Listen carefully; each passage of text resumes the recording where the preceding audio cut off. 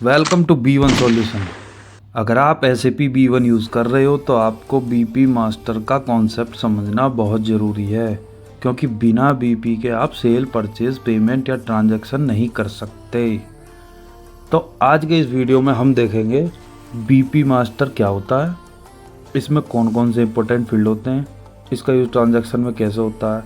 तो चलिए बिना टाइम वेस्ट किए शुरू करते हैं। सबसे पहले समझते हैं कि बिजनेस पार्टनर मास्टर डेटा होता क्या है। तो B1 में कस्टमर, वेंडर और लीड्स को BP कहा जाता है। BP मतलब बिजनेस पार्टनर। जब भी आप sale order, purchase order, invoice, payment create करते हैं तब system automatic BP master data से डिटेल फैच कर लेता है। मान लीजिए आपने कस्टमर के लिए एक सेल ऑर्डर बनाया, तो सिस्टम कस्टमर का नाम, address, credit limit, pricing detail automatically ले लेगा। अगर आप एक वेंडर से परचेज ऑर्डर क्रिएट कर रहे हैं तो वेंडर का पेमेंट टर्म, GST डिटेल और कॉन्टैक्ट इन्फॉर्मेशन ऑटोमेटिक फैच हो जाएगी। इसके फ़ायदे ये होते हैं कि आपको बार बार सेम डेटा एंटर नहीं करना पड़ता और ट्रांजैक्शन फास्ट और एरर फ्री होता है। SAP B1 में BP मास्टर डेटा 3 तरह के होते हैं, जैसे कस्टमर, वेंडर और लीड्स। कस्टमर में जिन्होंने आपसे गुड या सर्विसेज खरीदी हैं, सेल ऑर्डर, डिलीवरी, पेमेंट, इनमें यूज़ होता है। एग्जांपल हो गया अमेज़ॉन, फ्लिपकार्ट या कोई और इंडिविजुअल कस्टमर। वेंडर जो आपके गुड्स या सर्विस सप्लाई करता है, परचेज ऑर्डर और पेमेंट में इनका यूज़ होता है। एग्जाम्पल दूँ तो आपका कोई होलसेलर या रॉ मटेरियल सप्लायर, इसको ले सकते हो। लीड्स पोटेंशियल कस्टमर जो अभी तक परचेज नहीं कर रहा है पर फ्यूचर में कर सकता है, इनको ट्रैक करने के लिए कस्टमर में कन्वर्ट करने के लिए यूज़ होता है। एग्जाम्पल कोई कंपनी जो आपसे इंक्वायरी लेती है पर अभी तक आपसे डील कोई फाइनल नहीं करती। अब चलिए देखते हैं कि BP मास्टर डेटा में कौन कौन से इंपॉर्टेंट फील्ड होते हैं। इसमें एक जर्नल टैब होता है। जैसे ही आप उस पर क्लिक करोगे तो आप देखोगे BP कोड, बिजनेस पार्टनर का यूनिक ID और BP नेम, वेंडर या लीड का नेम, कस्टमर का नेम।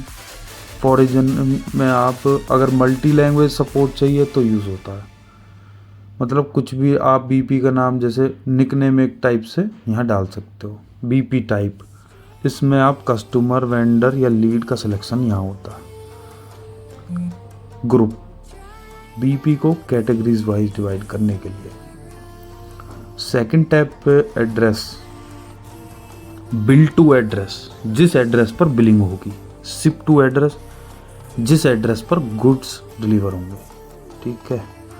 थर्ड है contact person tab, business partner का प्राइमरी कॉन्टैक्ट स्टोर करने के लिए यूज़ होता है।